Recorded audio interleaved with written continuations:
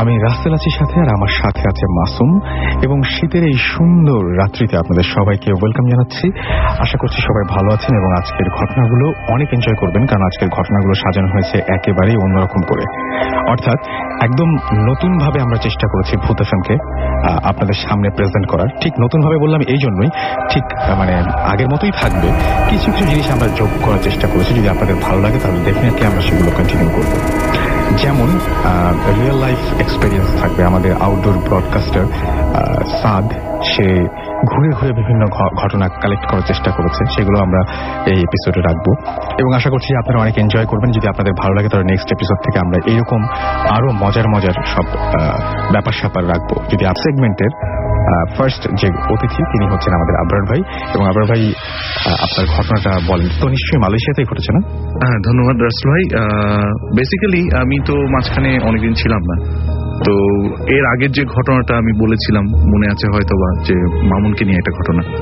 তো মামুনকে আমি এইবার গিয়েও আমি ট্র্যাক ডাউন করার অনেক চেষ্টা করেছি, কিন্তু ওর পরিচিত মহলে যারা আছে কাউকে আমি মানে যোগাযোগ করে মামুনের কোনো আর কি হদিশ পেলাম না এবার। আর দ্বিতীয়ত হচ্ছে যে মানে খুব কাকতালীয় ভাবে মানে আমার এই ট্যুরের ভিতরেই আমি এবার আমার বউ বাচ্চা কাচ্চা এদেরকে নিয়ে গিয়েছিলাম। আমার ওয়াইফ, আমার একটা মেয়ে, ওকে নিয়ে গিয়েছিলাম। আমাদের হোটেল রুমে হোটেল নিয়ে একটা এক্সপিরিয়েন্স এসছে একটু ডিফারেন্ট, যেটা মানে খুবই আশ্চর্যজনক, যে এরকম ফিল করব এটা ভাবিনি আসলে।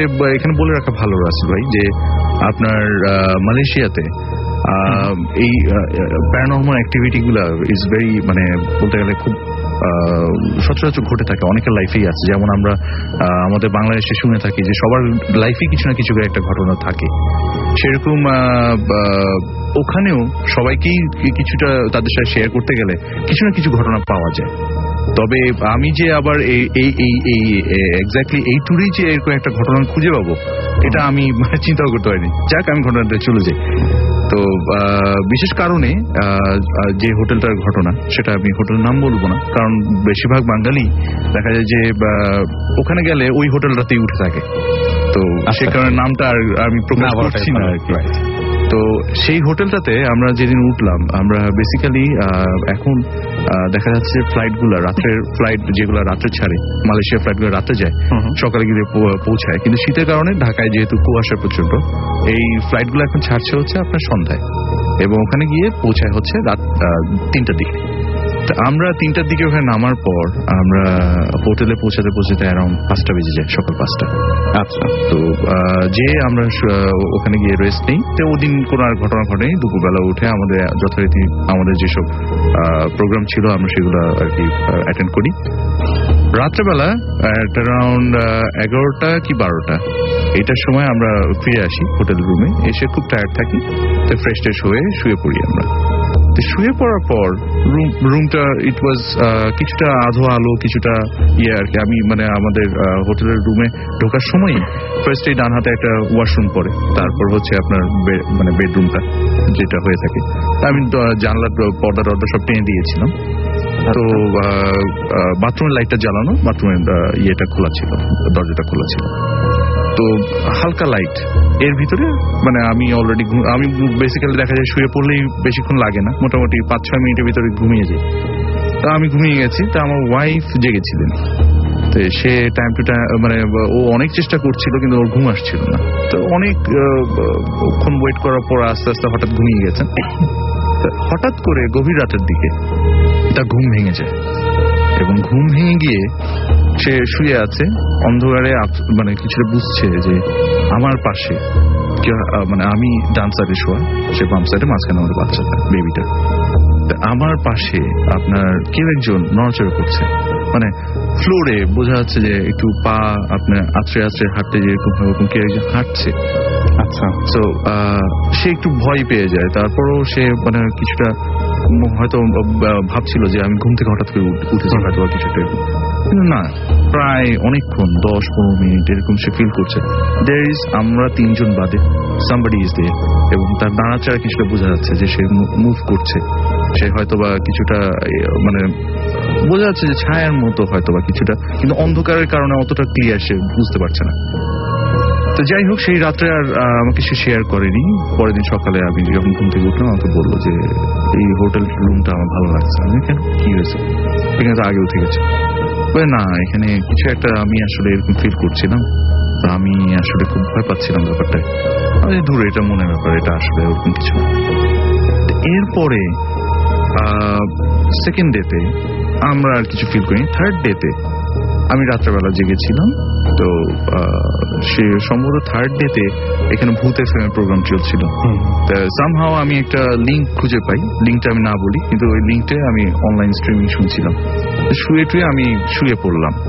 শোয়ার পর রুমটা কিন্তু মোটামুটি মানে ভালো আপনার ইয়ে করা ছিল, আপনার ধরেন well temperature was well control, আপনার মোটামুটি ঠান্ডা ছিল বেশ। আমি শুয়ে পড়ার পর আপনার অ্যারাউন্ড 10-15 মিনিট আমার ঘুম আসছে না। ওই দিন আমার ওয়াইফ ঘুমিয়ে গেছে, আমার বাচ্চাও ঘুমিয়ে গেছে, সবাই ঘুম, আমার খালি ঘুম নেই। যেহেতু আমি একটু রাত জেগে, মানে এখানকার রাত 2টা শেষ করেছি প্রোগ্রাম, আমরা শুনেছি, মানে ওখানে অলরেডি ভোর 4টা বেজে গেছে, সকাল হয়ে গেছে অলমোস্ট, কিন্তু তখনও আলো ফোটেনি। তো ওই সময়টা আমার ঘুম আসছে না, আমার কিন্তু টায়ার্ড হওয়ার কথা, কিন্তু ঘুম আসছে না। আমি মানে হঠাৎ করে দেখলাম রুমটা ঠান্ডা, আমার হঠাৎ গরম লাগছে।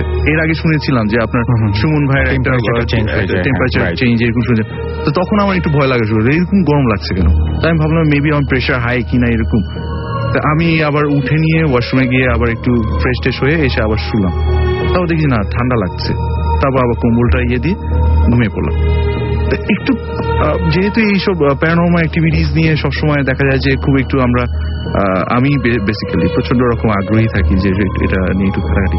আমি একটু খোঁজ খবর নেওয়া শুরু করলাম। ওখানে একটা হাউসকিপিং একটা বাঙালি ছেলে ছিল, অন্য সব মালে চাইনিজেরা আছে, তো এদেরকে তো জিজ্ঞেস করে কোনো কিছু পাবো কিনা সন্দেহ আছে। বাঙালি ছেলেটাকে বললাম যে আপনি কতদিন ধরে আছেন এখানে? আমি প্রায় 3 বছর।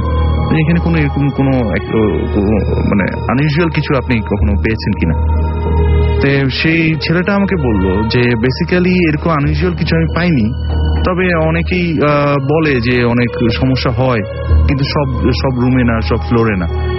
অ্যান্ড বেসিক্যালি সে যেটা বললো যে এই হোটেলটা প্রায় 20 বছর আগে হয়েছিল কনস্ট্রাকশন। তখন সম্ভবত সে যেটা ইনফরমেশন আমাকে দিল সেটা হচ্ছে তখন 3টা ওয়ার্কার কনস্ট্রাকশন পিরিয়ডে 3টা টাইমে মারা যায়, মানে অ্যাক্সিডেন্টে। তো এই পর্যন্তই, এর বেশি আর সে আমাকে কিছু আর জানাতে পারলো না। তো যাই হোক, তো এটা ইট ওয়াজ এ ডিফারেন্ট এক্সপিরিয়েন্স, কিন্তু তেমন একটা ডিপও না, আবার কিছুটা অনেকটা বলতে গেলে আমাদের যেটা ফিলিংস কাজ করে যে হ্যাঁ দেয়ার ইজ সামথিং। আর আমার ওয়াইফের ব্যাপারটা যেটা, সে খুব মানে জিনিসটা ও কখনো এরকম কিছু এক্সপিরিয়েন্স করেনি, this is the first time. আর থার্ড ডে এর পরে ফোর্থ ডেতে আমি অন্য জায়গায় চলে যাই, যে কারণে আর ফার্দার কিছু ওখানে আর এক্সপিরিয়েন্স করতে পারিনি, আর ডিটেলস কিছু আর ফাইন্ড আউট করতে পারিনি। এই ছিল ঘটনাটা। নাম বললাম না, স্পেসিফিক। যে ঘটনাটা বলেছে ওর নাম হচ্ছে প্রবাল। ও আমাকে বলেছে প্রবালদের বাসাটা ওখানে ওরা এটা কেনে, যে কোনো একটা আপনার মানুষের কাছ থেকে বাড়িটা কেনে। এটা বেশ অভিজাত এলাকা এবং বেশ বড় একটা বাড়ি। তো বাড়িটা কেনার পর ওরা যখন প্রথমে বাসায় উঠে, তো বাসাটা ওঠার পর খুব সুন্দর লাগে। বাসার সামনে ঢোকার রাস্তার পাশে আপনার দুপাশে সুন্দর মানে ফুলের বাগান আছে, বেড, ফুলের বেড। দেন আপনার সোজা গেলে বাসা, এবং একটা বাংলো টাইপের বাড়ি আর কি। তো বাড়িটাতে ওঠার পর প্রথম রাত্রে যেটা নাকি প্রবাল নিজে যেটা করে, আপনার ওদের বাসার জানলা দিয়ে ও হঠাৎ দেখে যে ওদের সেই লনটা আর কি, লনের পাশে যে রাস্তাটা আর কি, ফ্লাওয়ার বেডের পাশে, সেটাতে মনে হচ্ছে কি জানি দাঁড়ায় আছে। রাত্রেবেলা ও জানলা দিয়ে আপনার দেখতেছে। তো দেখার পর ও জানলাটা ভালো মতো একটু পরিষ্কার করে, মানে একটু মানে জানলার মধ্যে কুয়াশার মতো ছিল, ঠান্ডা, পরিষ্কার করে ভালো মতন দেখে এখানে অবয়ব যে একটা মেয়ে দাঁড়ায় আছে ওখানে। তো ও জানে যে বেসিক্যালি ওর বাবা নতুন দারোয়ান রাখছে, the door should be lock. এখানে কে আছে? মেয়ে, ওদের বাসাও ওরকম মেয়ে নাই কেউ। তো ও করে কি নিচে নেমে আসে, মনে করছে দারোয়ান কাকে আনলো ভেতরে কি। নিচে এসে ও যখন গেট খুলে লাইট জ্বালা হেঁটে যায় সামনে, ওই বারান্দার লাইটটা জ্বালায়, দেখে কেউ নেই। ওই জায়গাটা পুরো ফাঁকা, মানে নোবডি স্ট্যান্ডিং, মানে পুরোপুরি ফাঁকা জায়গাটা। Within like short period of time ও দেখছে ওখানে একটা মেয়ে দাঁড়ানো। তো কি করে হেঁটে যায়, আপনার ওই ক্রস করে যায় যেখানে দারোয়ানের রুমটা থাকার কথা, নক করে। তো দারোয়ান দেখা যায় ঘুম থেকে উঠে আসে, তো খুব চিৎকার করে তার দারোয়ানের সাথে যে আপনাকে বলছি পাহারা দিতে, আপনি এখানে ঘুমায় আছেন কেন রাত্রেবেলা, আমি এখানে একটা মেয়ে দেখছি। তো দারোয়ানটাকে বলতেছে, দারোয়ানটাকে যে রাখছে, দারোয়ানটা ওই এলাকারই লোক, ওই কাছাকাছি থাকে। সে বলছে আপনার দেখার দরকার নেই, আপনি যান ঘুমান। এইভাবে কথা বলতেছেন কেন? আপনি দাঁড়ান, আপনি জানেন না, আপনি শুয়ে পড়েন। আর কি চিরাঙের ভাষা বলতেছে, আপনি যে শুয়ে পড়েন, আপনার দেখার দরকার নেই। তো ও রাগ করছে, আপনার বাবার সাথে আমার কথা হয়েছে। তো আসে, এসে রাগ করে আবার ওই বাসায় আসে। বাসায় পরে দেখে বারান্দার সময় কেউ নাই। তো পরের দিন ওর বাপকে বলে যে দারোয়ানকে বলছিলাম এরকম এরকম, আমি এখানে দেখছেন দাঁড়ানো। দারোয়ান বলতেছে যে আপনার সাথে নাকি কথা হয়েছে, সে আমার সাথে রাগ দেখালো। সে দারোয়ান বাবা বলছে যে বাবা দেখো, এখানে আসলে কি ছোটখাটো অনেক কিছু এরকম হয়তো দেখতে পারো তুমি, বাট মানুষ থাকতে পারে, বা এটা আসলে তোমার এত চিন্তা করার দরকার নেই, দারোয়ান টেক কেয়ার করবে, আমার সাথে দারোয়ানের কথা হয়েছে। তো শুনে সে একটু করে যে বাবাও কি রহস্য করতেছে তার সাথে, সামথিং লাইক দ্যাট। তো এনিওয়ে, তো একদিন রাত্রেবেলা সে এরকম ওই প্রবালি আপনার পানির পিপাসা, সে ওর রুম খুলে বের হয়েছে।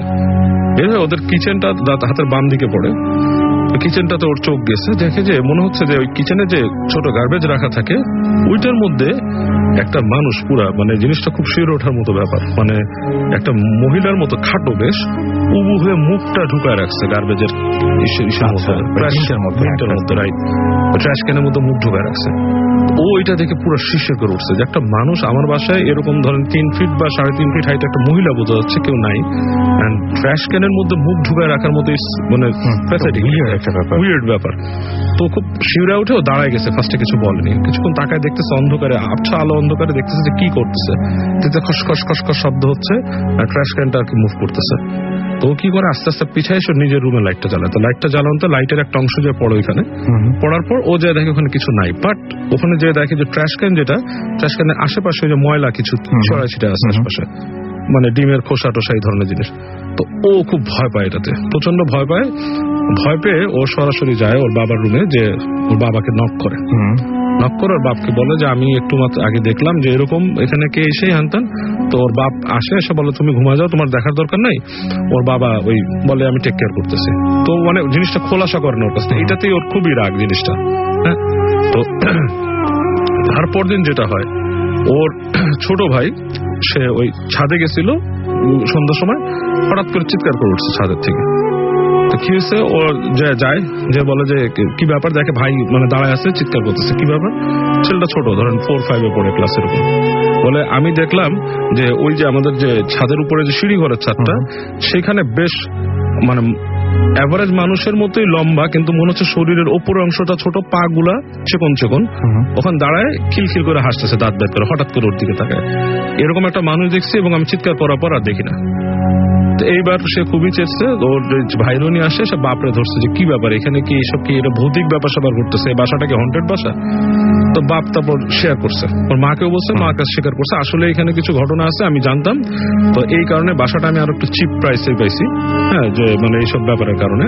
সো বাট এটা কোনো ব্যাপার না, আমি হুজুর আনবো, এটা বন্ধ দিয়ে দিব, এভরিথিং উইল গো ওয়ে।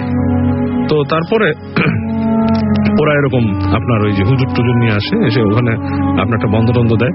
তো ওখানে বলা হয়েছিল যে ওদের বাসায় নাকি ওই যে তাবিজ কিছু লাগায় দেওয়া, বলছে তাবিজ গুলো যেন এখান থেকে না সরায়। বাট থিং ইজ বাট আপনার তারপর কিন্তু আপনার 2-4 বছর পর পর্যন্ত মোটামুটি কিছু হয় না এই বাসায়।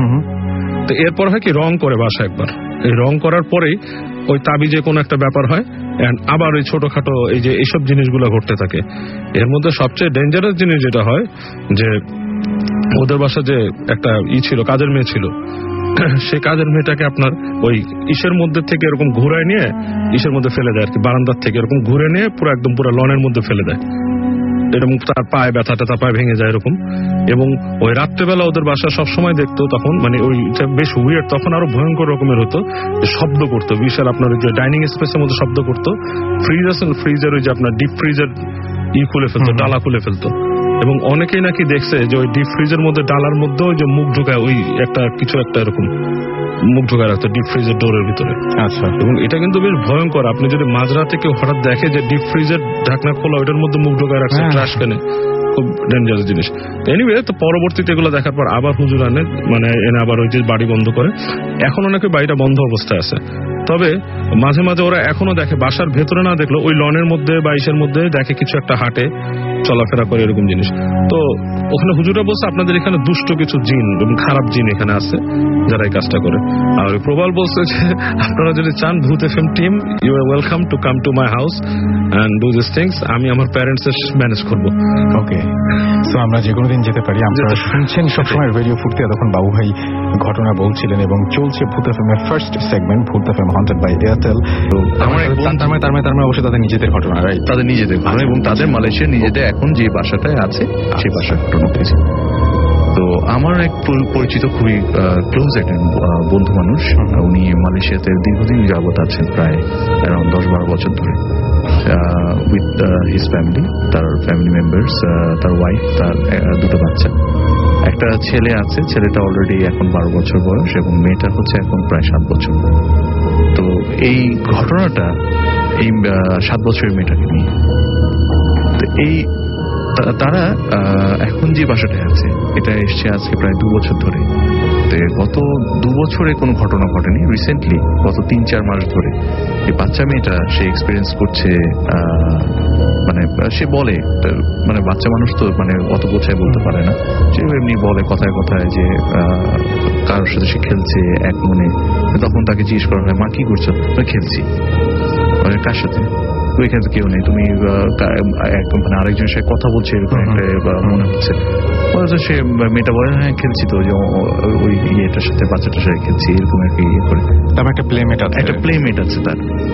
অনেকটা এটা শোনার পরপরই আমিও একটু ঘাবড়ে গেলাম, যে যখন বলছিল ভদ্রলোক আমাকে, যখন ঘটনাটা বলছে তখন মেয়েটার সাথে ছিল। আমি বললাম, মা কার সাথে খেলো? বলে যে হ্যাঁ খেলি, আমার তো অনেক ফ্রেন্ড আছে। আমি কিরকম বলে প্লে গ্রাউন্ডে খেলি। মেয়েটা তখন আমার সামনে আর বললো না যে তার যে বাসার ভিতর যে আরেকজনের সাথে খেলে, এই ঘটনাটা সে বললো না আমাকে, মানে সে আমার সাথে এটা শেয়ার করলো না। তো তার মার সাথেও আমি পরে একসঙ্গে কথা, আমি ভাবি যে শুনলাম যে আপনার মেয়ে এরকম ইয়ে করে। হ্যাঁ ভাই, খুব টেনশনে আছে এটা নিয়ে। টাইম টু টাইম সে নানা সময় দেখা যায় যে এক মনে থাকে।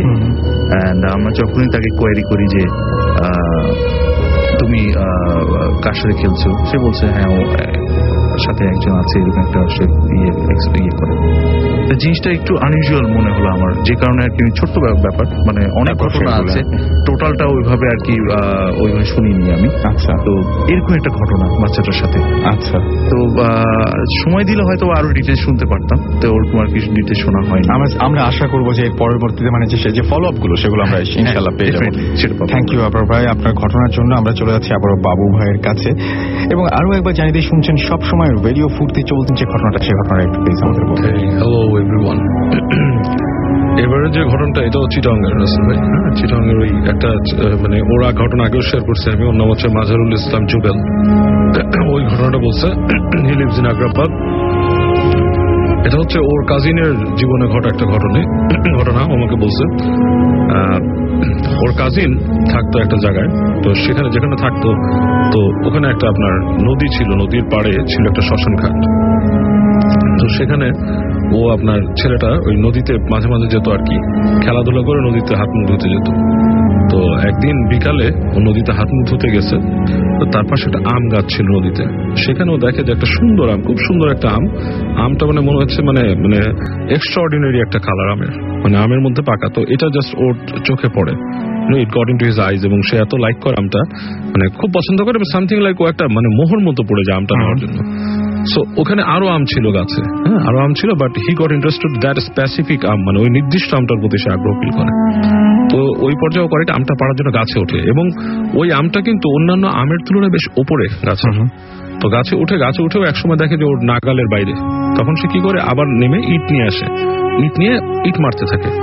ইট মারতে মারতে একটা পয়েন্ট আমটার মধ্যে ইটটা লাগে এবং আংটা ঠাস করে পড়ে করে কি ওই নদীর, ওই যে নদী বা খাল, যেটা খালের মধ্যে পড়ে আমটা দেখা যাচ্ছে যে মানে ডুবে যাচ্ছে নিচে। তো ও কি করে, খুব সুইফটলি ওখান থেকে নেমে পানিতে নেমে পড়ে, নেমে যে সাথে যে ওই আমটাই সে কালেক্ট করে সে উঠে এসে ওই নদীর ওখানে পাড়ে বসে, খালের পাড়ে বসে সে আমটা খায়। পুরা খেয়ে সে হাত মুখ ধুয়ে সে বাসায় আসে। তো বাসায় এসে সে ওই আবার পরে হাত মুখ ধুতে যায় আর কি, ধুতে যেয়ে দেখে যে কলের কাছে যে ওর নাক মুখ দিয়ে রক্ত পড়তেছে, কল করে রক্ত পড়তেছে। রক্ত দেখে সে ওই কাজের মানুষ সবাই বলে যে কি ব্যাপার আপনার নাক দিয়ে রক্ত পড়ে গেল, ও কাউকে কিছু বলে না, ও নাকটা চেপে ধরে বাসায় যে বসে থাকে। তো এক পর্যায়ে ব্লিডিংটা সিভিয়ার আকার ধারণ করে। তোর বাবা মা করে কি লোকাল ডাক্তারের কাছে নিয়ে যায়, সেই ডাক্তার রক্ত বন্ধ করতে পারে না বিভিন্ন প্রক্রিয়ায়, সেখান থেকে হাসপাতালে যায়, সেটাও হয় না। তো একসময় তাকে ঢাকায় নিয়ে আসা হয় এই মানে রক্ত বন্ধ করার জন্য, মানে হচ্ছে না ওই এলাকার পুরো গ্রাম বা ওখানকার যে সিটি টাউন ওখানে কোথাও হচ্ছে না, ঢাকায় আনা হয়, ঢাকা একটা ভালো হাসপাতালে রাখা হয়। সেখানকার ডাক্তারও ফর সাম রিজন যত ট্রিটমেন্ট করে সম্ভব ওনার রক্ত বন্ধ করতে পারতেছে না, গেজ দিয়ে হয়তো অফ করে রাখে, বাট স্টিল ওটা সরানোর সাথে সাথে আবার ব্লিডিং হয়। তো এই পর্যায়ে ওদের গ্রামেই একজন হুজুর ছিল আর কি, উনি পীর সাহেব। তো উনি ঘটনাটা শোনার পর উনি ব্যাপারটা শুনে বলে যে এটা তো আসলে নর্মাল না, উনি চলে আসে ঢাকায়। ঢাকায় এসে ওই মানে বলে যে তোমার ওর বাবাকে বলে যে এটা আসলে নর্মাল না, এটা অন্য কোনো ব্যাপার, আমাকে ট্রিট করতে দেন। তো ডাক্তার এই ঘটনাটা শুনে ডাক্তার বলে কি যে পীর সাহেবকে বলে আপনি ফাইজলামি করেন, মেডিকেলে কাজ হচ্ছে না, আপনি এটা ঠিক করবেন, হ্যাঁ আপনি যদি এটা না করতে পারেন আপনাকে আমরা এখান থেকে বের করে দিব, এই সব অপমান করবে। তো পীর সাহেব কোনো কথা না বলে উনি বলে আপনারা আমাকে একটু সময় দেন, আপনারা বাইরে যান রুমের। তো সবাই বাইরে যখন যায় এই সময় একজন মানে দাঁড়ায় ছিল গেটের কাছে। তো পীর সাহেব ছেলেটার কাছে যাওয়ার সাথে সাথে ছেলেটা তাকে সম্মান করতো, কিন্তু সামনে সামনে সে তাকে দেখে বলে তুই কেন আসছিস আমার কাছে, তুই এখানে আসছিস কেন, তুই তুই করে বলে। তো পীর সাহেব বলে কি যে আপনারা জান আমি কথা বলি। পীর সাহেব নাকি তাকে বলে যে আমি আসছি, তুই মানে যে শুনছে ওখানে দাঁড়ায় কথাগুলো, একজন লোক ছিল সে পরে বলছে, পীর সাহেব বলে আমি আসছি যে তুই এই ছেলেটাকে কষ্ট দিচ্ছিস কেন, মানে তোর মানে তুই এই ছেলেটাকে মেরে ফেলার চিন্তা করছিস? তখন বলছে হ্যাঁ মেরে ফেলার চিন্তা করছি, আমি ওইখানে ছিলাম, আমি গাছের মধ্যে বসেছিলাম, সে আমাকে ইট মারছে, ইট মেরে আমার আমটা খাইছে ওখানে। হ্যাঁ ওই আম যেটা বলে যে খুব সুন্দর এবং অন্যরকম ধরনের, ওইটা আসলে ছিল একটা জিন। আচ্ছা ওই জিনটা ওখানে বসেছিল। আচ্ছা বলতেছে ওইটা আমার আম ছিল, আমের যে সৌন্দর্যটা ছিল এটা আমার জন্যই, এবং ওই আমটা খাইছে এবং এর জন্য এই ছেলেটাকে ওইটার পানিশমেন্ট আমি দিচ্ছি। তখন বল না তোর ছাড়তে হবে, এই আর কি। তো হুজুরের সাথেই হয় কথাবার্তা হয়। তো এই পর্যায়ে নাকি ওর মুখ দিয়ে নাকি একটা পেরেকের মতো বের হয়ে আসে ছেলেটার, আচ্ছা এরকম পেরেকের মতো বের হয়ে আসে। তারপর হুজুর এক পর্যায়ে তাকে ছাড়াতে সক্ষম হয় এবং মানে ছেলেটা সুস্থ হয়। এবং আশ্চর্যের ব্যাপার পুরো ডাক্তাররাও দেখছে তখন যে ছেলেটা ওই যখন নাকি হুজুরের ট্রিটমেন্ট শেষ হলো ওর রক্ত পড়া থেমে গেছে নাক দিয়ে, আর রক্ত পড়তেছিল না। ওকে, অনেক ধন্যবাদ বাবু ভাই আপনাদের দুজনকেই, এবং আবরার ভাই বাবু ভাই আপনাদের তার ঘটনাটি বলবেন, এবং অনন্ত আপনার যে ঘটনাটি আছে সেটা একটু প্লিজ বলবেন। হ্যালো রিসিনার, আমি সোহানুর রহমান অনন্ত, আমি এসেছি ঢাকা সোনিয়াকা থেকে। রাসেল ভাই, আমি এখন যে ঘটনাটা বলবো সেটা আমার এক ছোট ভাইয়ের মুখ থেকে শোনা। ঘটনাটি ঘটে 2002 সালে। ঘটনাটি যখন ঘটে ওরা তখন ঢাকার মানিকনগর নতুন একটি বাসায় ওঠে, 5 তলা বাড়িতে। তো ওদের ফ্ল্যাটটা হচ্ছে 5 তলার উপরে, অর্থাৎ সবচেয়ে শেষ, অর্থাৎ 5 তলার উপরে। তো ওদের ফ্ল্যাটের সামনে যে ফ্ল্যাটটা সেটা হচ্ছে গিয়ে একটা মাদ্রাসার অফিস রুম, অর্থাৎ সামনের রুমে সারাদিন মানুষ থাকলেও সন্ধ্যা পরে কেউ থাকে না। তো যাক, নতুন ফ্ল্যাটে ওঠার পর মোটামুটি কয়েকদিন ভালোই যায়। তো ঘটনাটা যেদিন ঘটে সেদিন রাত 12টা পর্যন্ত আমার যে ছোট ভাই ও পড়াশোনা করে। তো পড়াশোনা শেষ করে ও একসঙ্গে ঘুমিয়ে পড়ে। ঘটনা যখন ঘটে তখন শীতের সময়, মোটামুটি শীতের মাঝামাঝি সময়। তো ও সবসময় লাইট অন করে ঘুমায়, ভয় পায় একটু, লাইট অন করে ঘুমায়। তো হঠাৎ মাঝরাতে ওর ঘুম ভেঙে যায়। ঘুম ভাঙার সাথে তো চেয়ে দেখে যে ওর মাথার উপরে ফুল স্পিডে ফ্যান চলছে, অর্থাৎ খুব জোরে ফ্যান চলছে। তো ও প্রথমে বিষয়টা ভাবে স্বপ্ন দেখছে, কিন্তু একটু পরে দেখে যে না, সত্যি ফ্যান ঘুরছে, খুব স্পিডে ফ্যান ঘুরছে। তো আর লাইটটা অফ করা, ঘরময় অন্ধকার, ভীষণ অন্ধকার। তো ও উঠে বিছানা থেকে নামে। তো আসলে ওর খাটটা হচ্ছে আগের যুগের খাটটা, অনেক বড় খাটটা, একাই ঘুমায় ঘরের ভিতরে, পাশে করে বাবা মা ঘুমায়। তো ও উঠে যখন নাকি ও মানে ফ্যানের সুইচটা অফ করতে যাবে, ঠিক তখন একটা শব্দ আসে পিছন থেকে, অর্থাৎ একটা কেমন জানি একটা গঙ্গানি শব্দের মতো একটা আসে। তো ও পেছনে ফিরে তাকায়, দেখে যে না, কোথাও কিছু দেখা যাচ্ছে না, ঘরের মতো অন্ধকার। তো আবার সেই শব্দটা, অর্থাৎ কেউ মানে একটা অস্বস্তিকর একটা শব্দ। তো ও ভালো করে কান পেতে দেখেছে ওর খাটের নিচ থেকে শব্দটা আসতেছে। তো ও আর লাইট অন না করে খাটের নিচে তাকিয়ে দেখে যে অন্ধকার খাটের নিচটা, কিন্তু খাটের একটা কোণে, অর্থাৎ মনে হচ্ছে জমাট অন্ধকার। হ্যাঁ, তো ও ঠিক সেই সময় আওয়াজটা থেমে যায়। হ্যাঁ, শুধু ঘড়ি টিক টিক টিক টিক একটা শব্দ ছাড়া কোনো শব্দ নেই। তো ভাবে কি হয়তো শার্ট শুট অনেক সময় পড়ে যায়, খাটের পাশ দিয়ে নিচে পড়ে যায়, আমাদের অনেকের এই ঘটনাটা ঘটে। তো ও ভাবে হয়তো কিছু তেমন কিছুটা পড়ে গেছে। তো ও কিছু না ভেবে খাটের নিচে প্রবেশ করে, অর্থাৎ এমনি হামাগুড়ির মতো ঢুকে খাটটা আগে বলছে আসবে অনেক বড় খাটটা। তো কিছুটা সামনে গিয়ে যখন খাটের মান হয়ে যায় তখনই ওর চোখে পড়ে যায় আসলে ও যা ভেবেছে তা না। সেখানে অন্ধকারের মধ্যে কেউ একজন বসে আছে, অর্থাৎ খুবই ক্ষুদে লোকটা, মানুষ আকৃতি, খুব ক্ষুদে, কিছু একটা বসে আছে, সারা শরীর লোমস্য, লোমে ঢাকা। হ্যাঁ, তো চেহারার সামনে দিয়েও কিছু এভাবে চুলগুলো পড়ে আছে, চুলের ফাঁক দিয়ে দুটো চলন্ত চোখ দিয়ে তাকিয়ে আছে। ঠিক ও যখন নাকি চিৎকার দিতে যাবে, ঠিক তখনই কিছু একটা ওকে ধরে ফেলে, খপ করে ওর হাতটা ধরে ফেলে। ধরে পড়ার সাথে তো চিৎকার দিয়ে সেন্সেস হয়ে যায়। ওর যখন জ্ঞান ফিরে তখন ও দেখে যে ও খাটের উপরে। তোর বাবা মা বলে যে কি হয়েছিল, হ্যাঁ গত রাতে কি হয়েছিল, তো ও বললো যে এমন এমন ঘটনা। তো ওনারা এসে দেখে যে ঘরে দরজা লাগানো, পরে দরজা অনেক নক করার পর যেহেতু কেউ খোলেনি, তো ওনারা দরজা ভেঙে ঘরের ভিতরে ঢুকে যায়, খাটের নিচেও পড়ে আছে, কিন্তু আশেপাশে আর কিছু পাওয়া যায়নি। আচ্ছা আসলে এটাই ছিল আমার ঘটনা। ওকে, হ্যালো লিসেনার্স, আমি সিফাত জাবের আহমেদ, মোহাম্মদপুর থেকে। ওকে, আপনার ঘটনাটা। আচ্ছা, আমি ঘটনায় চলে যাই। এই ঘটনাটা হচ্ছে আমাদের গ্রামের। আসলে এখন আমাদের গ্রামে একজন লোক ছিলেন আর কি, উনি আগে আর কি পুলিশে ছিলেন। এখন একদিন এক চোর তার বাসায় আর কি চুরি করতে গিয়ে ধরা পড়ার পরে উনি ধরে ফেলেন।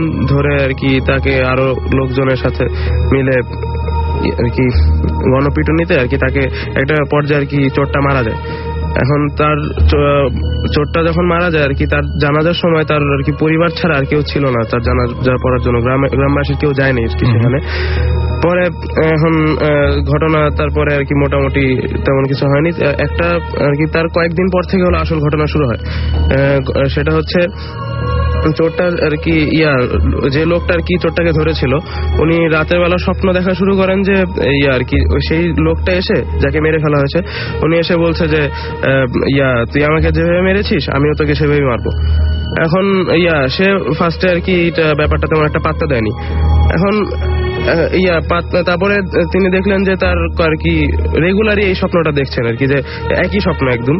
পরে তিনি আর কি তার ফ্যামিলির সাথে ব্যাপারটা শেয়ার করেন। তার ফ্যামিলির আর কি সবাই বললো যে না, এটা তেমন কিছু না, যে এটা আর কি বেশি কিছু না আর কি। পরে একদিন উনি যখন আর কি উনি একটা বিজনেস করতেন, যখন আর কি তিনি সকালে বের হয়েছেন কিন্তু আর কি আর রাতে ফিরছিলেন না বাসায়। পরে আর কি সবাই খোঁজা টোজা শুরু করে দিল তাকে। পরে তার ছোট ভাই যখন আর কি পুকুরের তাদের বাড়ির পেছনে পুকুরের সামনেতে যাচ্ছিল, তখন আর কি উনি দেখলেন যে একটা কি যেন ভেসে আছে। পরে তিনি লাইট মেরে দেখলেন যে আর কি তারই ভাই আর কি সেখানে ভেসে আছে এবং আর কি তার গায়ে অসংখ্য আঘাতের চিহ্ন ছিল। ওকে, এই হচ্ছে আপনার ঘটনা। আপনাকে অনেক অনেক ধন্যবাদ এবং আশা করছি যে থেকে আমি যে ঘটনা আজকে শেয়ার করবো সেই ঘটনা আমার এবং আমার বড় ভাইয়ের ঘটনা, একসাথে এক্সপিরিয়েন্স আমরা করেছি। তো আমার বড় ভাইয়ের বাসা রাজারবাগে। আমার বড় ভাই তখন তার বোনের গায়ে হলুদ ছিল, তখন আমি ফার্স্ট তাদের বাসায় যাই। এখন ভাই থাকলে যা হয় আমরা সবাই মজা টজা করি। তারপর গায়ে হলুদের পর ঠিক রাত 12টার সময় আমরা তার বাসার গলির মুখে একটা টি স্টল ছিল। এখন সেখানে গিয়ে আমরা চা খাই, গল্প করি। তারপর ওইখানে গল্প করার পর হঠাৎ করে আমার বড় ভাই বলে ওঠে যে দেখ রক্তিম, আমি একটু আসতেছি, তুই জাস্ট আমি তোকে একটা সেলফোন দিয়ে যাই, আমি তোকে ফোন দিলে তুই ওই জায়গাটা চলে আসবি। তারপর আমার ভাই চলে যায়। তারপর টি স্টলে যে ছিল তার সাথে আমি গল্প করি। হঠাৎ 30 মিনিট পর সে আমাকে ফোন দেয় যে তুই আস্তে আস্তে আসে পড় এক জায়গায়। তারপর আমি ওই জায়গায় যাই, জায়গাটার নাম আমি বলবো না, সরি। ওই জায়গায় যাওয়ার পর সে আমাকে একটা রাস্তা স্লোপে দাঁড়া করে। সেই জায়গাটার এখানে একটা ছিল ঠাকুর দালানের পিছনে একটা ছিল গাছ, সেই গাছটা হলো গিয়ে করই গাছ। এখন সে আমাকে করই গাছের দিকে আঙুল লক্ষ্য করে বলে যে তুই ওইদিক তাকিয়ে থাক এবং দেখবি, কিন্তু কিছু আওয়াজ করবি না। আমি জাস্ট তাকিয়ে থাকি যে কি আর হবে। তখন সাথে সাথে কিছুক্ষণ পর দেখলাম একটা মেয়ে, সে মেয়েটি সাদা শাড়ি পরা, সে গাছের ডালে ঝুলে গাছের ডালে বসে আছে সে।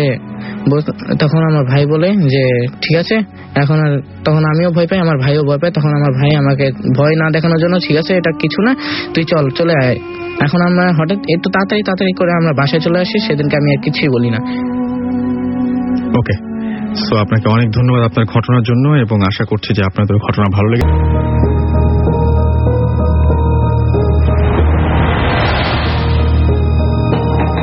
আমার নাম জলিল, আমি অ্যাম্বুলেন্স চালাই।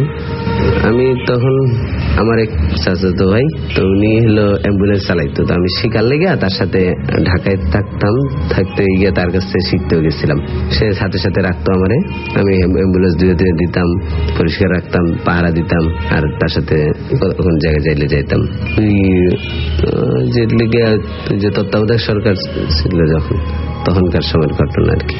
এদিন রাত্রে হঠাৎ 11:30টার সময় আমি গাড়ি মুছতেছি, তো তখন হঠাৎ করে এক লোক আইলো তাড়াহুড়া করে, যে আইলো যে আমাদের একটু রোগী আছে, একটু সিলেট লয়ে যেতে হইব। রোগী মানে হচ্ছে লাশ আর কি, সুইসাইড কেস। তো আমি বললাম ভাড়াটা ফুরাইলাম, করলো যাইব।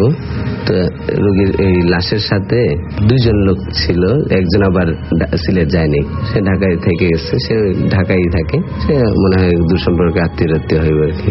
গাড়িতে তুলে দিচ্ছে, তো তখন আমি নতুন আর কি, রাতের বেলা লাশ নিয়ে যাওয়ার অভিজ্ঞতা নাই, একটু আবার সুইসাইড কেস, একটু ডর লাগছিল আর কি। রওনা হলাম রাত্রে প্রায় 11:30-11:15টার দিকে রওনা হয়েছে ঢাকা থেকে। ব্রাহ্মণবাড়িয়া বিশ্ব রোডটা পার হয়ে গেছি। এখানে বিশ্ব রোডটা পার হওয়ার পরে মাধবপুর যাওয়ার আগে একটা ছোট বাজারের মতো, ইসলামপুর নাকি যেন এরকম কোন একটা জায়গা।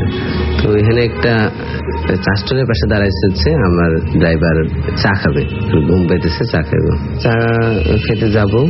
তো ড্রাইভার নামছে, তখন তো নামতে গিয়ে আমি একটু বাই মোড না নামতে গেছি, গাড়ি কিন্তু দাঁড়াই দিচ্ছে, নড়তেছে না।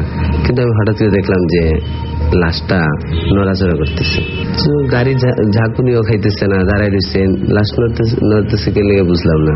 আবার রোগীর আত্মীয় যে নাড়াবে কোনোভাবে সেটাও সম্ভব না, সেই লোক নিজেই আর কি, সে ঘুম তার ঝিমাইতেছে, একদম চোখ বন্ধ তার। এখন আমি তো আসলেই ডরাইছি, আমি তাড়াতাড়ি নেমে গেছি, আমি চোখের ভুল এরকম একটা সান্ত্বনা দেওয়ার চেষ্টা করতেছি, কিন্তু আসলে আমার স্পষ্টই মনে হচ্ছে জীবন্ত মানুষের মতো হাত পা নাড়াইছে, মানে শিওর। তো আমার আর কি, এটা আমার মনের ভুল হতে পারে, কিন্তু এটা যাই হোক, আমি তখন থেকেই ভয়ে পড়ে গেছি আর কি, এক ধরনের মানে আতঙ্ক। তার মধ্যে আমি কোনোদিন সুইসাইডাল কেস নিয়ে একটা লাশ, সেই লাশটা রাতের বেলা একটা গাড়ি যাইতেছে, সেই গাড়িতে আমি বসা, লাশ নিয়ে তো কত সময় কত কিছু শুনছি, একটু ডর তো লেগে আর একটু বেশিও আর কি। তো চাটা খায়া গাড়িতে ড্রাইভার সাহেব উঠলো, আমি একটু ডর লয়ে গাড়িতে উঠলাম, গাড়ি রওনা দিল। তো মিনিট 5 করে হঠাৎ আমার মোবাইল বেঁচে উঠছে, আমি রিং করছে, তো কেউ মোবাইল নিলাম, নিয়ে দেখি উস্তাদের, মানে আমার ওই যে স্বাস্থ্য ভাইয়ের ফোন। আমি বললাম, মানে আমার ভাইজান আসলে তখন আর ওরকম ভাইজান ডাকা হয় না আর কি, উস্তাদি ডাকি। আগে ভাইজান ডাকতাম, কিন্তু এখানে আসলে উস্তাদ ডাকা অভ্যাস হয়ে গেছে আর কি ওরকম। তো বললাম, উস্তাদ আপনি মনে হয় পকেটে মোবাইলে চাপ পড়ছে, আমার মোবাইলে কল আসছে। তো উস্তাদ একটা মুচকে হাসি দিল, দিয়া পকেট থেকে মোবাইল বের করে আমার হাতে দিল, না বলতো বন্ধই একদম, এটা কেমনে সম্ভব? তো গেলাম, এটা কেমনে সম্ভব, এটা কি তাহলে ভুল করে আইলো? আবার হাসলো, তাই মোবাইল ফেরত দিয়ে দিলাম। মোবাইল হাতে ফেরত দিলাম কি আর কি, পাশে রাখছি, পাশে মাঝখানে রাখছি। তারপরে আবার এলো, তো রিসিভ করলাম, তো এরা বললাম, হ্যালো উস্তাদ, হ্যালো। তো ওই পাশ থেকে উস্তাদের গলা, আমার পাশে উস্তাদ বসা, ওই পাশে উস্তাদের গলা। আমি একটু ভেবা চা খাই গেলাম। আমি বললাম হ্যালো, আবার কইলাম, হ্যালো, এই তোমরা কই? আমি বললাম, আমরা তো কই মানে আমরা তো যাইতেছি। তোমরা গাড়ি লয়ে গেছো গা, আমার রেখে গেছো গা, গাড়ি নিয়ে কেমনে গেছো, কই গেছো? অন্য কেউ নিছে? আমি বললাম, না আমি তো গাড়ি দিব, আমার পাশে তো উস্তাদ। আমি বুঝলাম না আসলে কে। ফোনের আমি তাড়াতাড়ি ফোনটা কেটে দিলাম ভয়। ফোনের অপর পাশেই যদি, অপর দিকে যদি ওস্তাদ থাকে, দিলে আমার পাশে কে? তো আমি এমনিতে আগে দেখছি হচ্ছে লাশ নড়তেছে, থাইম মারা গাড়িতে, এখন উস্তাদ গাড়ি চালাইতেছে, আবার উস্তাদ ফোন দিছে, উস্তাদ আবার উস্তাদের ফোনও আমার কাছে, তাহলে উস্তাদের ডিঙে এলো করতে গা। আমি আসলে তখন আমার অবস্থা, আমি ঘামতেছি, বাতাসে যাতে, কিন্তু আমি ঘামতেছি পুরোই। তো কিছু দূর যাওয়ার পরে হঠাৎ ড্রাইভার বললো যে আমার বর্ডার শেষ, এখন অন্য আরেকজন নিয়ে যাবো। আমি কত কথা আগা বুঝলাম, কিছুই বুঝলাম না। আমি এবার আর্চকে যে বাকে পিছিয়ে চাইলাম যে আমার ওই যে লাশের যে সাথে আইছে ওই লোক কি করে বুঝতেছি না, সেই লোক দেখি জিমাইতেছে। তারপর আরো কিছু দূর যাওয়ার পরে সে নেমে গেল গাড়ি থেকে, বললো তার হঠাৎ করে নেমে গেল গাড়ি থেকে। যাওয়ার সময় বললো যে আমার রাস্তা শেষ, এখন অন্য আরেকজন ড্রাইভার নিব, আমার দায়িত্ব শেষ, আমার বর্ডার এখানে নতুন বর্ডার। আমি কিছুই বুঝলাম না, কিসের বর্ডার, কিসের নতুন রাস্তা। হঠাৎ দেখি আবার গাড়ি তুটলো। তো উস্তাদি, তো আমি তো উস্তাদ আগের উস্তাদ নাকি কি লোক উঠলো কিনা, নাকি অন্য লোক উঠলো না কি, আমি তো কিছু বুঝতেছি না। তো আমি আর কথা করার সাহস হারাইলেছি, আমি দরদর করে ঘামতেছি। গাড়ি আবার চলতেছে। তো হঠাৎ দেখিলে একটু কি হয়েছে, আলো ফুটে রয়েছে, আলো ফুটছে, গাড়িতে কেউ নাই, গাড়ি ব্রেক হয়ে দাঁড়িয়ে রয়েছে পাশে। তো এতক্ষণ ধরে চললো গাড়ি, চলে পুষলো না, দিনের আলো ফুটে গেলে গিয়া ঘটনা কি। তো আমি দিনের আলো দেখে একটু সাহস পেলাম, নামলাম, নেমে একটু আশেপাশে চাইলাম। হঠাৎ দিকে দূর থেকে উস্তাদ আইতেছে, উস্তাদ দুই দিক থেকে এসেছে, তো পেস খেয়ে গেছি। উস্তাদ আইলো, হলো যে তোমরা কই গেছিলা? আমি 2-3 ঘন্টা ধরে গাড়ি খুঁজতেছি অন্ধকারে, এখন আলো ফুটছে। হঠাৎ দিকে কি এই দিকে লোক আইসে, বুঝছে দূরে একটা অ্যাম্বুলেন্স খারাপ দেখছে, আমি হাঁটা শুরু করলাম। তো তোমরা কই গেছিলা? তো তারপর আমি পুরো ঘটনা দ্বারা খুলে গেলাম। এর লিগে আমার একটা মানে হেল্পারের যখন আসলাম তখন হচ্ছে এই ঘটনাটা আমি নিজেই দেখছি। এই পুরা 3 ঘন্টা 3.5 ঘন্টায় গাড়ি 1 কিলোমিটারও গেছে না। এই রহস্য আসলে এখনো বুঝতে পারি না, এবং আমি এখনো সুইসাইডাল কেস হলে আমি যত ভাড়াই দেখ আমি গাড়ি চালাই না। আরেকটা ঘটনা ঘটছে, আমি ড্রাইভার হইবার পরে, ড্রাইভার হয়েছে আমি 2 বছরের মতো হয়েছে। আর এটা ঘটনাটা ঘটছিল গত বছরের শুরুর দিকে। তো এটাই লেগে আমি রাত্রেবেলা অ্যাম্বুলেন্স নিয়ে দাঁড়িয়ে দিচ্ছি, চা খেতেছি, তখন রাত্রে এক লোক এগুলো যাই মনে সে কই কুমিল্লার নবীনগর। আমি বললাম ভাড়াটা ফুরাইলাম, পুরো বিকালের দিকে, তো 4টা বাজে, 5-6 ঘন্টার মধ্যে পৌঁছে নর্মালি গেলেও পৌঁছে যাওয়ার কথা আর কি। তো আমি রোগীর লাশ লয়ে এলো, আত্মীয়-স্বজন গাড়িতে উঠাইলো, আমরা রওনা দিলাম। তো রওনা দেওয়ার পর 5:30 যে মেঘনা পার হয়ে এটা গৌরীপুরের একটু আগে আর কি জায়গায় হঠাৎ করে গাড়ির চাকা পাংচার। এখন আমি যে আরেকটা চাকা লাগাই সেটারও সুযোগ আসছিল না, কারণ 2-3 দিন আগে চাকা পাংচার হয়ে গেছে। আমি আরো তো খেয়াল করে চাকা ঠিক করে রাখিনি আর কি। এখন তো বিপদ, রাতের বেলা, চারপাশে আশেপাশে কিছু আসছে বলে মনে হলো না। আমি রোগীর আত্মীয়-স্বজন কইলাম আপনারা একটু থাকেন, আমি লয়ে যাই, ঠিক করে আনি। তারপর লিগে আমি এই যে একটা রাস্তার পারে একটা গাড়িতে উঠলাম, গাড়িতে ওইটা ওই মেঘনা পার হয়ে পারে আইয়া একটা বাজারে একটা দোকানে গিয়ে চাকাটা ঠিকঠাক করে আবার গেলাম। মাঝখানে প্রায় 1.5 ঘন্টার বেশি লাগছে। তারপর রওনা দিলাম ওইখান থেকে। তো রওনা দেওয়ার পরে ওই কুমিল্লার আগে, কুমিল্লা ক্যান্টনমেন্টের আরো অনেক আগে একটা জায়গাতে হঠাৎ দেখলাম হইলো যে রাতের বেলা এরকম করে সামনে একটা সাদা লোক, সাদা কাপড় চোপড় পরা, অন্ধকারও দেখা যায় আর কি, একটু দুয়াটে ভাব আছে। বছরের শুরুর দিকে তো ওই শীতকাল ছিল, তো ভাবলাম ঠান্ডা, আর এই জন্য কুয়াশার জন্য হয়তো দূর থেকে দেখে খেয়াল করি নাই। আর লোকটা হয়তো যে সাদা চাদর টাদর পরে রয়েছে, নর্মাল লাগছে আর কি। তো আমি কোনো মতো সাইড কেটে সামনে গেলাম। একটু দূরে যেতে আবার হঠাৎ করে আমি আগেও দেখিনি, পরেও দেখি হঠাৎ করে গাড়ির সামনে লোকটা। আমি তাড়াতাড়ি কোনো মধ্যে সাইড করতে গেছি, ধাম করে গাছে বাড়ি খেয়েছি। রোগীও ব্যথা, রোগীর লাশের আত্মীয়-স্বজনও ব্যথা পাইছে, আমারও পায়ে ব্যথা পাইছে। আমি পায়ে আমার নিচের হাড্ডি একটা ফাইটে গেছিল, ভেঙে গেছিল আর কি। 2 মাসের মতো আমি হাসপাতালে ভর্তি ছিলাম, ব্যান্ডেজ করা ছিল, মানে প্লাস্টার করা ছিল অনেক দিন। তো পরে আমি অনেকটা জিজ্ঞাসি যে কি হয়েছে ঘটনাটা। তো প্রায় আমি 2 মাসের মতো হাসপাতালে ভর্তি ছিলাম। আর পরে আস্তে আস্তে ঠিক হয়েছে, অনেকদিন প্লাস্টার করা ছিল, পরে একবার প্লাস্টার বদলাইছিও। আল্লাহর মতে এখন আবার আমি অ্যাম্বুলেন্স চালাইতে পারি। তো আমি এখন ওই যে অনেকের সাথে এটা গল্প করছি, পরে এটা কি হলো, এটা কি মনের ভুল না কি, আমি তো স্পষ্ট দেখলাম। আমি এখনো দুঃস্বপ্নের মতো দেখি, এখনো সামনে ভাইসে ওঠে এটা আমার।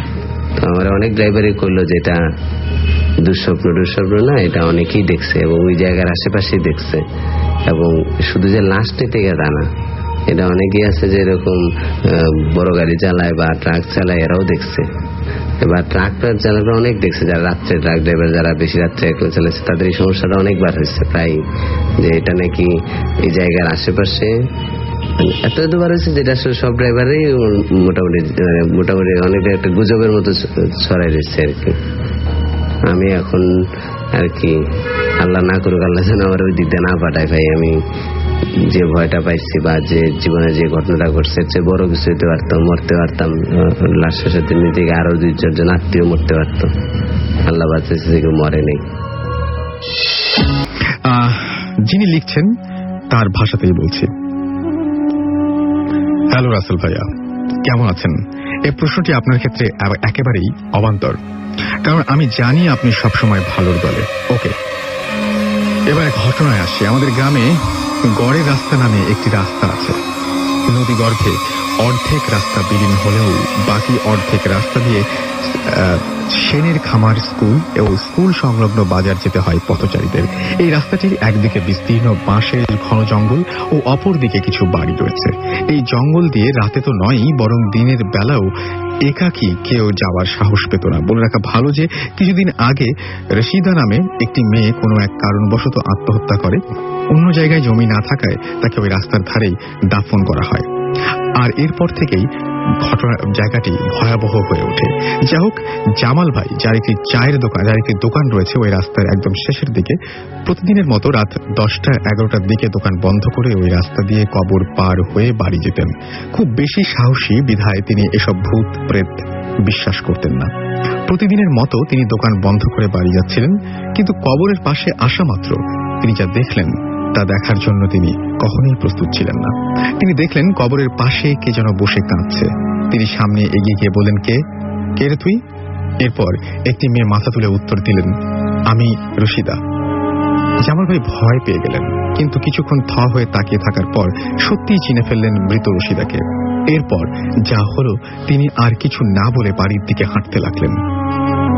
কিন্তু বেশ কিছুক্ষণ হাঁটার পর তিনি নিজেকে আবিষ্কার করলেন নদীর তীরে। ভাগ্যিস নদীতে মাছ ধরতে আসা জেলেদের টর্চের আলোতে নিজেকে ফিরে পান এবং নিজেকে নতুনভাবে আবিষ্কার করেন। রাসেল ভাইয়া, তিনি যে জায়গাটিতে এসেছিলেন সেই জায়গায় আসতে স্বাভাবিকভাবে কমপক্ষে 2-3 ঘন্টা লাগত। যা হোক, সেদিনেই ছিল শুরু। এরপর থেকেই কিছু না কিছু ঘটেই চলেছে এই জায়গাটিতে। গত বছর ফসল কাটার মৌসুমে আমাদের পাশের বাড়িতে 2 জন দিনমজুর কাজ করছিলেন। বর্ষার পানি হঠাৎ করেই বাড়তে পারে এবং ফসল ডুবে যেতে পারে, এই শঙ্কায় বাড়িওয়ালা রাতেই সব ফসল কেটে আনার জন্য ওদেরকে বলেন। বাড়তি টাকার বিনিময়ে ওই 2 জন এতে রাজি হন। সব কাজ শেষ করে মালিকের কাছে টাকা নিয়ে আনুমানিক রাত 10টার সময় বাড়ি ফিরছিলেন তারা। এবং বলে রাখা ভালো যে গ্রামের রাস্তা 10টা মানে লোকশূন্য, স্তব্ধ রাত, তাতে আবার ওই রাস্তা। যা হোক, বাড়তি টাকা সহ মনের আনন্দে যখন তারা ওই কবরের সামনে আসলেন, তখনই ঘটল এক আজব ঘটনা। তারা দেখলেন সাদা পোশাক পরিহিত একটি মেয়ে কবরে উঠে তাদের সামনে এসে দাঁড়ালো, পথ অবরুদ্ধ করল এবং 2 হাত দিয়ে ডাকতে লাগলো তার সাথে কবরে যাবার জন্য। ওই লোক দুটি কিছু বলতে চাইলেন, কিন্তু মুখ দিয়ে কোনো শব্দ বের হলো না। কিন্তু এদিকে মেয়েটির ডাকে সাড়া না দেয়ায় চোখ বড় বড় করে ওদের কাছে আসতে লাগলো মেয়েটি। এরপর 11টার দিকে চিৎকার চেঁচামেচি শুনলে আমিও আমার ছোট ভাই অন্তর সহ সেখানে যাই এবং অনেক লোকের ভিড় দেখি। ভিড়ের মধ্যমণি হয়ে মাদুরের উপর শুয়ে আছে ওই 2 লোক, যাদের মাথায় কেউ পানি দিচ্ছে, কেউ বা বাতাস করছে হাত পাখা দিয়ে। রাসেল ভাইয়া, এই ছিল আমাদের গ্রামে ঘটে যাওয়া একটা সত্য ঘটনা। ভালো লাগলে পড়ে শোনাবেন। ইতি J.I. Masum, electronics technology, Kurigram polytechnic institute, Kurigram. যাই হোক, এই ছিল ঘটনা এবং আমার কাছে পরবর্তীতে আরও একটি ঘটনা রয়েছে এবং সেই ঘটনাটিও আমি আপনাদের জন্যই পড়ে ফেলতে চাই। এবং সেই ঘটনাটি যিনি পাঠিয়েছেন তার নামও আমি আপনাকে বলে দিচ্ছি। তিনি হচ্ছেন কাউসার আহমেদ, লিখছেন চট্টগ্রাম হালি শহর থেকে এবং তিনি বলছেন যে আমার আসার অনেক ইচ্ছে থাকলেও আসতে পারছি না, তাই ঘটনাটি পড়ে শোনাবেন প্লিজ। এটা আমার এক প্রতিবেশী আন্টির কাছ থেকে শোনা ঘটনা। এটি 1997 সালে থেকে 1998 এরকম সময়ের ঘটনা। একদিন তিনি আমাদের সাথে ঘটনাটি শেয়ার করেন। এটি চট্টগ্রামের কোন একটা এলাকার ঘটনা। তখন সেখানকার এলাকায় কিছুদিন ধরেই এক আত্মার কথা শোনা যাচ্ছিল। একদিন রাতে একটি বাড়িতে হঠাৎ করে একটি ছেলে চিৎকারের শব্দ শোনা গেল। পরে অবশ্য জানা গিয়েছিল রাতে নাকি ওদের বাড়িতে সবাই ঘুমিয়েছিল, তখন ওই ছেলেটি মাকে ছায়ার মতো কি যেন একটা থাবা দিয়েছিল এবং অবিশ্বাস্যভাবে মহিলার হাতের একখণ্ড মাংস তুলে নিয়েছিল। সবাই জেগে ওঠায় মহিলাটিকে পুরো গ্রাস করতে পারেনি। রাসেল ভাই, ঘটনাটি এখানেই শেষ নয়। অন্য আর এক মহিলার স্বামী রাতে বাসায় ফিরতে একটু দেরি হচ্ছিল বলে মহিলা জেগেছিলেন। তখন ওই বাসার দরজায় হঠাৎ কে যেন ঠকঠক করা নাড়ল। তিনি ভাবলেন তার স্বামী এসেছেন, তাই কে এসেছে জিজ্ঞাসা না করেই দরজা খুলে দিয়ে দেখলেন সত্যি তার স্বামী।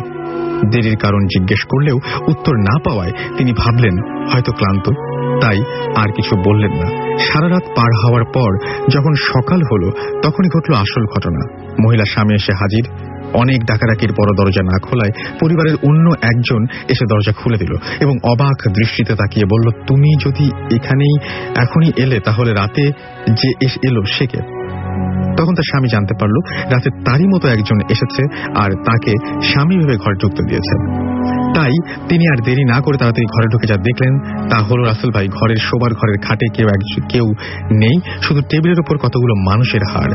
তখন সবার আর বোঝার কিছু বাকি থাকলো না যে রাতে কে এসেছিল। ওই মহিলার স্বামীরূপে ওই অশুভ আত্মা, সে তাকে খেয়ে গেছে।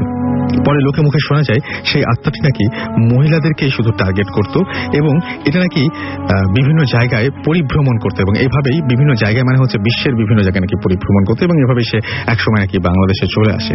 এই ঘটনার পর থেকেই এলাকার সব মহিলারা সতর্ক থাকতেন। সৌভাগ্যের কথা এটাই যে আত্মাটি বেশি দিন চট্টগ্রামের ওই এলাকায় থাকতে পারেনি। তো রাসেল ভাই, এই ঘটনাটি ভালো লাগলে দয়া করে পড়ে শোনাবেন। আমার নাম কাউসার আহমেদ, নয়াবাজার, চট্টগ্রাম।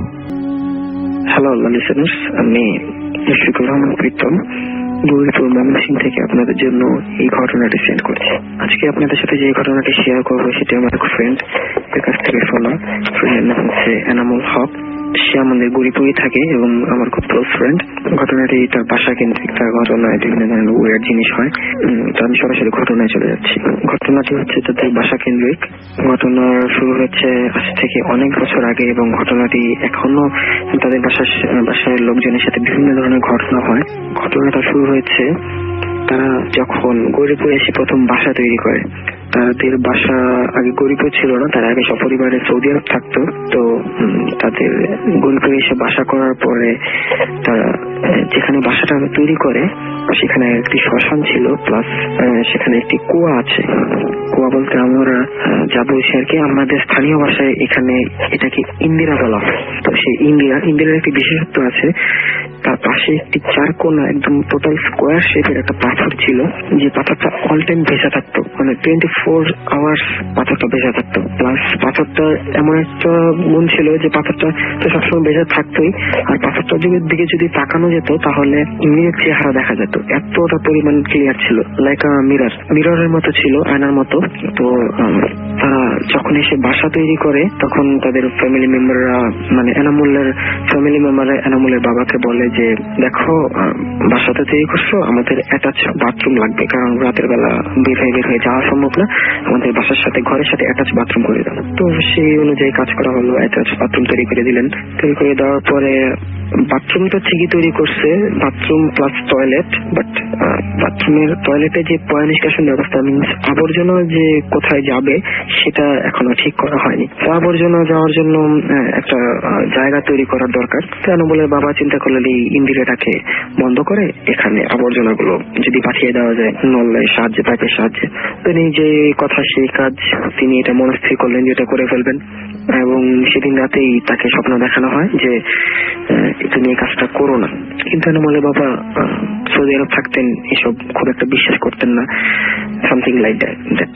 তো তিনি পরের দিন তার যেটা চিন্তা করলেন সেই অনুযায়ী কাজ করার জন্য তিনি একজন মিস্ত্রিকে ডেকে আনলেন। রাজমিস্ত্রি এসে প্রথমে সাইড দিয়ে কয়েকটি ইট দিল। ইট দিয়ে তো পরের দিন এটাকে চিন্তা করলো যে একদম টোটালি বন্ধ করে দিবে, উপর দিয়ে ইট দিয়ে এটাকে বন্ধ করে দিবে। তো সেদিন সন্ধ্যা হয়ে যাওয়ার কারণে বেশি কাজ করতে পারেনি, সাইড দিয়ে কয়েকটা ইট দেওয়া হয়েছে এই পর্যন্তই। তারপর তারা চলে যায়। চলে যাওয়ার পর সেদিন রাতেই রাজমিস্ত্রি স্বপ্নে দেখলেন যে তাকে কেউ বলছে, দেখ যে পরিমাণ করছিস তো করছিসই, এভাবেই বলছিল যে দেখ যে পরিমাণ করছিস তো করছিসই, আর করিস না, তাহলে তুই তো থাকবিই না, আরো যে এই সিদ্ধান্তটা নিছে ওদের ফ্যামিলিতে কোনো মুরব্বী বাঁচবে না। তো রাজমিস্ত্রি এসব আমলে নেয়নি, কারণ তার টাকা পাওয়া নিয়ে কথা, সে দিন আনে দিন খায়। সে এনামুলের বাবাকে বললো ঘটনাটা, কিন্তু এনামুলের বাবা খুব একটা পাত্তা দিল না। যাই হোক, সে পরের দিনও এসে আবার আরেকটু কাজ করে যায়। কাজ করে সে যখন বাসায় যাওয়ার পরের দিন সকালবেলা তাকে আর খুঁজে পাওয়া যায় না। সে যে কোথায় লাপাত্তা হয়ে যায় তা কেউ খুঁজে পায় না। তো তার এনামুলের বাবা তাও মানে কাজ অন্য মিস্ত্রিকে দিয়ে করালেন। করানোর পর যখন কাজ কমপ্লিট হলো, ইন্দিরাটা বন্ধ করে দেওয়া হলো টোটালি। বাথরুমের টয়লেটের আবর্জনা গুলো সেখানে পাঠিয়ে দেওয়ার ব্যবস্থা করা হলো। তারপর থেকেই শুরু হলো ঘটনা। তাদের এনামুলের বড় জ্যাঠা মারা গেলেন, তারপর এনামুলের বাবা মারা গেলেন, এবং তারপরে এনামুলের কাকাও মারা গেলেন। সেই স্বপ্নের মতো স্বপ্নে যখন বলা হয়েছিল যে কাজটা করো না, তোমাদের বাড়ির কোনো মুরব্বী বাঁচবে না, তারপরে তিনি কাজটা করেছিলেন। আর এর জন্য তাদের বাড়িতে কোনো মুরব্বী ছিল না, তাদের বাড়িতে মুরব্বী যারা ছিলেন তারা তিনজনই মারা গেলেন। যাই হোক, ঘটনাটা এখানেই শেষ হতে পারত, কিন্তু ঘটনাটা এখানেই শেষ নয়। এখন তাদের বাসার সাথে উইয়ার্ড ঘটনা হয়। যেমন এনামুলের মা যদি রান্না করতে থাকে বা একা একা থাকে, তখন এনামুলের মা শুনে যে এনামুল তাকে ডাকছে, আন্টিকে ডাকছে যে আম্মু দেখো আমাকে কে যেন মেরে ফেলছে, আমাকে বাঁচাও।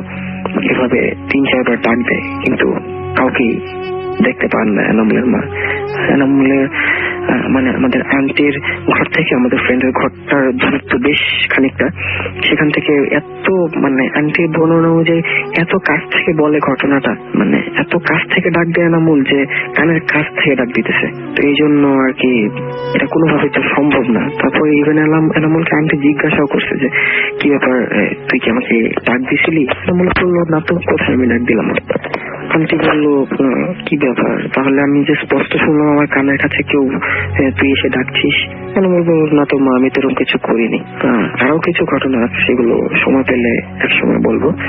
তো আসলে এই ছিল আমার ঘটনা। হ্যালো লিসনার্স, আমি সারা, আমি মালয়েশিয়া থেকে রেকর্ডিং পাঠাচ্ছি। আমরা এখানে বিশাল গ্রুপ ভূত এফএম শুনি ইন্টারনেটে। তো আমি একটা আমাদের স্টোরি শেয়ার করতে চাচ্ছি। এটা আমার ফ্রেন্ড মারিয়া, ওর ভাইয়ের কাহিনী, এন্ড ও বেসিক্যালি তানজানিয়ান। তো যা হয়, ওর যে ভাইটা ও খুব মেয়ে ঘোরাতে পছন্দ করে, এই মেয়ে সেই মেয়ে এরকম করে তার চলে। তো মেয়েরাও খুব ভালো পটে ওকে দিয়ে। তো একদিন কি হয়, এরকম একদিন একটা রেস্টুরেন্টে বসে ও একলাই ও টাইম স্পেন্ড করতেছিল, এন্ড তখন একটা মেয়ের দিকে তার চোখ পড়ে। এটা সুন্দরী, মেয়েটাও ওর দিকে তাকালো। ছেলেটা, ওর ভাইটা একটু চার্মিং, তো মেয়েটা খুব তাকালো অনেকক্ষণ, দুজনে চোখাচোখি হচ্ছে। তো মেয়েটা এসে ওর চেয়ারে বসলো, বসে বলল, আমি তোমাকে চিনি, আমি তোমার খুব ছোটবেলার বন্ধুর বোন। ছেলেটারও মনে পড়লো, হ্যাঁ আসলেই। এই ওদের গল্প শুরু হলো। যা হয় আর কি, ওরা আবার মিট করার পর একটা দেখা অনেকগুলা দেখাতে টার্ন করে। আস্তে আস্তে ওরা দুজন প্রেমে পড়ে ওরা একটা সম্পর্কে যায়। তো ছেলেটার যা অভ্যাস ছিল, সে একটা মেয়ের সাথে বেশি দিন থাকতো না। ওর ম্যাক্সিমাম হয়তো 1 সপ্তাহ একটা মেয়ের সাথে সে থাকতো। কিন্তু এই মেয়েটার সাথে তার রিলেশনশিপটা অনেক সুন্দরভাবে গ্রো করলো। মেয়েটার সাথে অনেক দিন ওর রিলেশনশিপ হয়, অনেক দিন, আবার 1 বছর না, 1 মাস। তো এরকম ওরা অনেক ঘোরাফেরা করে, খেতে যায়, অনেক হ্যাং আউট হয়। এন্ড বাইরে যেহেতু মানে কোনো ম্যাটারই করে না, ওরা বলতে গেলে সারাটা দিনই দুজনের সাথে থাকতো। তো ছেলেটা মেয়েটাকে বলছে, দেখো আমি কখনো একটা সম্পর্কে এত জড়িয়ে যাই নাই, এন্ড আমি এটা আমার নিজের ব্যাপারে পছন্দ করতেছি না, কারণ আমি মনে হয় না কখনো বিয়ে করব তোমাকে, কারণ আমি এই জিনিসটাতে বিশ্বাস রাখি না। তো তুমি একটা ভালো মেয়ে, আমি তোমার মন ভাঙতে চাই না। তো মেয়েটা খুব অবাক হলো, কারণ ও ওকে ছাড়তে রাজি ছিল না। মেয়েটা ওকে প্রচন্ড রকম ভালোবাসতো। তো একদম মেয়েটা তো খুবই অবাক, কি ব্যাপার, ছেলেটা আমাকে ছেড়ে চলে যাবে, আমি ওকে ছাড়া কেমনে থাকবো। ছেলেটা একদম খুবই ডিটারমাইন্ড ছিল যে ওর সাথে আর থাকবে না। তো যাই হোক, ছেলেটা ওকে ভালো স্পষ্ট ভাবে বলে দিছে ওর সাথে আর থাকবে না। যা হয়, ছেলেটা আসলে ওকে ছেড়ে দেয়। তো মারিয়া আমাকে যে টাইমের কাহিনীটা বললো, তখন তানজানিয়ার মধ্যে ওরা মোবাইল ইউজ করতো না, এত একটা অ্যাফোর্ডেবল ছিল না ওদের জন্য মোবাইলটা। মোবাইলের ফোন টোন হয়তো হতো না। তো মেয়েটা প্রত্যেক সময় আর বাসার সামনে এসে দাঁড়ায় থাকতো, কাঁদতো, ছেলেটাকে রীতিমতন ভিক্ষা যেত যে আমি তোমাকে কখনো ছেড়ে যাবো না, তুমি আমাকে বিশ্বাস করতে পারো, বাট তুমি আমাকে রেখে যাও না। তো এরকম একদিন হয়ে যায়, এক মাস হয়ে যায়, 2 মাস। ছেলেটাকে বিরক্ত করে ছাড়ছে, কোথাও যাইতে দেয় না, খাইতে দেয় না। ও এর মধ্যে আর কোনো মেয়ের সাথে ঘুরতেও পারে না, মেয়েটা অনেক পাগলামি করে। তো 3 মাসের মাথায় ছেলেটা ওকে খুব বিরক্ত হয়ে বললো যে দেখো, ওর নাম ছিল সামান্থা, যে দেখো সামান্থা, তুমি যদি এরকম করো আমি বাধ্য হবো তোমার ভাইয়ের কাছে যে বলার জন্য যে তুমি আমার পিছে পড়ে আসছো। তোমার ভাই এটা শুনে কিন্তু খুব খুশি হবে না। আমি খালি তোমাকে সম্মান করে বলেই আমি তোমার ভাইয়ের কাছে যাচ্ছি না। মেয়েটা এটা শুনে ওর দিকে তাকায়, আর কিছু বললো না, না বলে সে চলে গেল। তো এখানেই মোটামুটি কাহিনী শেষ, সবকিছু ভালোই চলতেছিল। একদিন ওরা ঘুমায় আছে, ওর ভাই একলাই ঘুমায় রুমের মধ্যে, দেখে যে সামান্থার আওয়াজ ওকে ডাকতেছে, অনেকক্ষণ ধরে ডাকতেছে, একটু ঘুমের মধ্যে। 3:30টার সময় কাহিনী এটা। বলতেছে তোমার মাথা খারাপ হয়ে গেছে, তুমি কেন আমাকে ডাকতেছো, সমস্যা কি? তাও সমানে ওকে ডাকতেছে। আমি ওর ভাইয়ের নামটা ভুলে গেছি, সামান্থা নামটা তোমার ফ্রেন্ডের একটা নাম, so I can remember that. তো ভাইটা একটা পর্যায়ে উঠে বসলো, বসার পরে বলি তোমার সমস্যা কি? তখনও তার চোখ বন্ধ। তারপরে বলছে তোমার আমার কাছে আসতেই হবে, তুমি আমার কাছে চলে আসো। তারপরে ও চোখ খুলে বলছে বাইর হতো, এত রাতে আমাকে জ্বালাইতে এসো না। চোখ খুলে দেখে ওর ঠিক বিছনার সামনেই তার জানলা, সামান্থা বাইরে থেকে ওকে ডাকতেছে, তুমি আমার সাথে কেমনে এমনি করলা, তোমার আমার সাথে আজকে যেতেই হবে, তুমি শুধুই আমার, তোমার যেতেই হবে আমার সাথে। তখন ও হঠাৎ করে চিন্তা করলো, সামান্থা আমার জানলার বাইরে কেমনে সম্ভব, কারণ আমার বাসা তো 3 তলায়, কোনোভাবে পসিবল না যে ওর সামনে আসবে। এটা মাথায় আসার সাথে সাথে সামান্থা করলো কি, ওকে টেনে গ্রিলের এখানে নিয়ে আসলো। কোন একটা মানে হাওয়ার মতন ফোর্স এসে ওকে টেনে গ্রিলের এখানে নিয়ে ওকে একদম উপরে করে ফেললো। ও নিঃশ্বাস নিতে পারতেছিল না ঠিক মতন, ওর মুখের কথা আটকায় গেছিল। তো ওরা অ্যাকচুয়ালি ক্যাথলিক, এন্ড অসম্ভব, ওরা অনেক চার্চে যায়, এন্ড অনেকগুলা ওদের খ্রিস্টান ক্যাথলিকদের যে দোয়া আছে ওরা অনেক কিছুই জানতো, এন্ড ও সমানে হতে থাকতো দোয়াগুলা। প্রায় 15 মিনিটের মতো, 20 মিনিট হয়ে গেছে, ওকে ছাড়ে না, ওকে আটকায় রাখছে, ওকে নিয়ে যাবে আজকে। তো পড়তে পড়তে ওকে ছাড়লো, বেচারা বলে বেশ উপরের থেকেই বলে ফ্লোরে পড়ছে, এন্ড ও মানে ইনজুর্ড অবস্থায় হামাগুড়ি খেয়ে দরজা খুলে চিল্লায় ওর মাকে ডাকছে। ডাকার পর ওর আম্মা আসলো, ভাই আসলো, এসে দেখে ও বেহুশের মতন অবস্থা, হাত পা পুরা ঠান্ডা। তারপরে ওকে নিয়ে তোরা কোনো মতে বিছনায় রাখলো, রেখে দেখে পিঠে মানে গ্রিলের দাগ হয়ে গেল। পরের দিন অনেক জ্বর, 104-5 জ্বর। এর মধ্যে ডক্টর আসে, কোনোভাবে ঠিক হয় না, সবাইকে ডাকে, কোনোভাবে ঠিক হয় না। প্রায় 4-5 দিন হয়ে গেছে। তখন ওর মাকে এসে ভাঙ্গা ভয়েসে বললো যে ওর সাথে কি হয়েছে। ওর মা চার্চের থেকে একজন ওদের যে হয় পোপ, ওনাকে ডেকে আনলো। আনার পরে উনি দোয়া পড়লো, পরে ওদের যে হোলি ওয়াটার আছে ওটা দিল, ওদের একটা হোলি মনে হয় এয়ার আছে, ওটা পুরো বাসার মধ্যে দিল। তারপরে ও ছেলেটা বলে আস্তে আস্তে ঠিক হতে লাগলো, তা ওর দাঁড়াতে কষ্ট হতো, বসতে কষ্ট হতো। 1 মাস পর ও ডিসিশন নেয়, ও খুবই বিরক্ত ছিল কাজটা নিয়ে। ওর ভাইয়ের বাসায় যায়, সামান্থার ভাইয়ের বাসায় যায়, খুঁজে বের করে যে বলল অনেক দিনের পরে বন্ধুকে চিনতে পারলো and খুব খুশি ওরা। তো বলছে যে আমি আজকে তোমার বাসায় একটা বিশেষ কাজে আসছি। তোমার যে বোন সামান্থা, ও তো আমাকে খুবই বিরক্ত করতেছে। আমি তোমাকে বলি নাই, বাট আমরা ডেট করতেছিলাম এন্ড আমি ওর সাথে ছিলাম না, কিন্তু ও মনে হয় আমাকে ব্ল্যাক ম্যাজিক করছে। কারণ আফ্রিকাতে এগুলো একটু বেশি হয়। আমার সাথে এই হয়, ওকে দেখাইলো ওর সাথে কি হয়েছে, হাতে পায়ে চিহ্ন কাটা। তো বলতেছে তুমি ভুল করতেছো, সামান্থা এরকম করার কথা না। তোর বন্ধুটা ওকে বললো। তো বলে কি আমি 100% শিওর সামান্থাই করছে, আমি তোমার বোনকে চিনি এন্ড আমাকে বলছে আমরা আগে কিভাবে খেলতাম। বলছে দেখো তুমি ভুল করতেছো, সামান্থার তো এসব করার কথা না, কারণ সামান্থা এই দুনিয়াতে নাই। ও 95 এর দিকে মারা গেছে। ও বলে কি এটা কেমনে সম্ভব? আমরা দুইজন প্রায় 1 মাসের মতো ডেট করছি, আমার পিছে ছিল প্রায় আরো অনেক দিন ধরে, আমার পিছে আমি যেন ওর সাথে থাকি।